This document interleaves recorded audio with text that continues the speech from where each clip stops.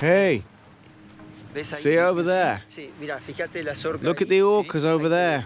There's a big male and a young one as well. Yeah. It's going to beach itself. Look, together they'll both get close to the shore to teach the young one to beach itself. The young orca is reluctant to go towards the beach. The female encourages him. She shows him the way. The young one follows. When his instinct gets the better of him, when he pretends to swim out, the female gives him a slap of the tail. She blocks him, stopping him from going back out towards deeper water. She pushes him to go further in towards the beach.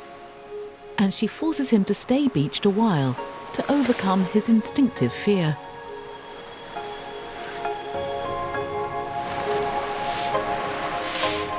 Once she's decided the lesson has lasted long enough, she helps him use the waves to get back out into the water.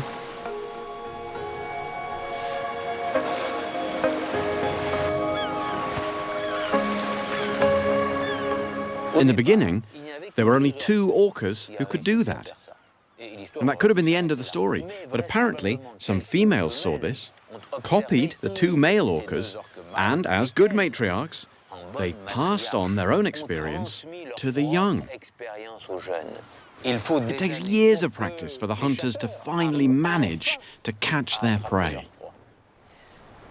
This shows that, first, it's very complicated to learn, and that this innovation, which was passed on and requires a very complicated learning process, is a culture specific to this tiny group. This is what's extraordinary here at Valdés. You don't see this anywhere else. And this is what makes this small orca population, and today there are 13 or 14 who can do this, a unique population in the world. So unique that it can't be replaced by any other. Meaning we can call this population, this family, a species, since it cannot be replaced. And I think that in the world, if we paid more attention to these orcas, we'd see that each family has its own culture. Yes, culture, making it something unique. If every population is irreplaceable, then we must study each one of them and protect them all. Because the disappearance of some experienced females, bearers of knowledge, would put an end to the specific culture of the Valdés clan. And what applies to orcas probably is true for sperm whales, dolphins, and all the other cetaceans.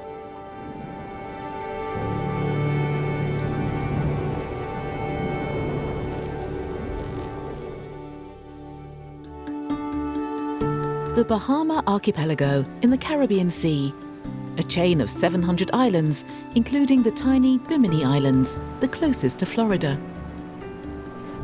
These shallow, clear waters comprise 2 species of dolphins, the Atlantic spotted dolphin and the common bottlenose dolphin, or Tursiops. To understand how they communicate through sound, Francois will dive with them, observe, listen, record them.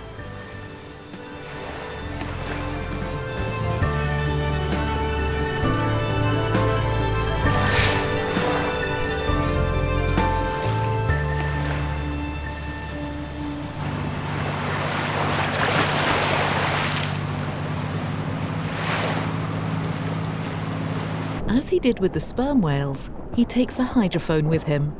He dives into a world of sounds.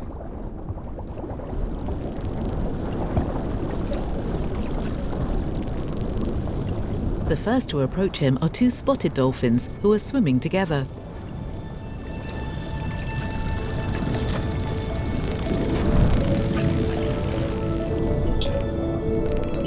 Francois immediately recognizes the echolocation clicks used to identify him and the whistles that dolphins use to communicate with one another.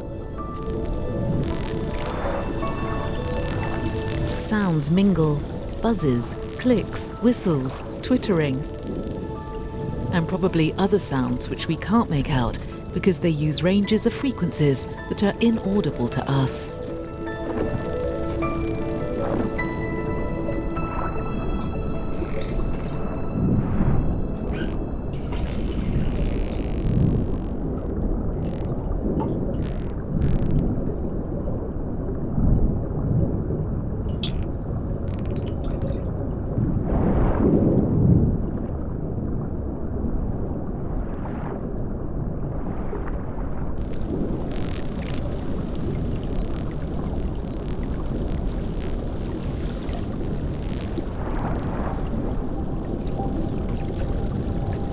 Whether it's the sperm whales, dolphins, whales, orcas, each time we meet cetaceans, we measure the incredible complexity of their society. And a complex society entails a complex means of communication. And we saw that they could communicate with their bodies touching, with eye contact, and of course through sounds. In a marine environment, where sound travels 4.5 times faster than through air, in an area where you don't see well, sonar communication is essential. Whale songs, sperm whales' coda, dolphin whistles. What are the titans saying with these enigmatic sounds?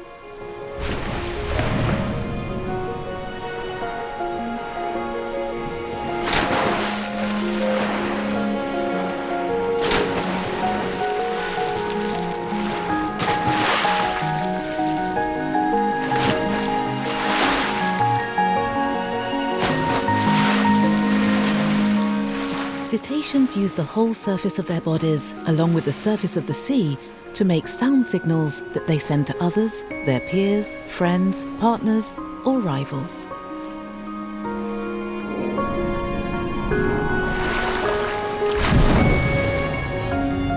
Under the surface, the sound ecosystem is as plentiful as the ocean appears to be empty. Yet, in this din, each one recognizes his partner or opponent. There are exchanges we have no idea about. All we can do is enjoy this ocean concert.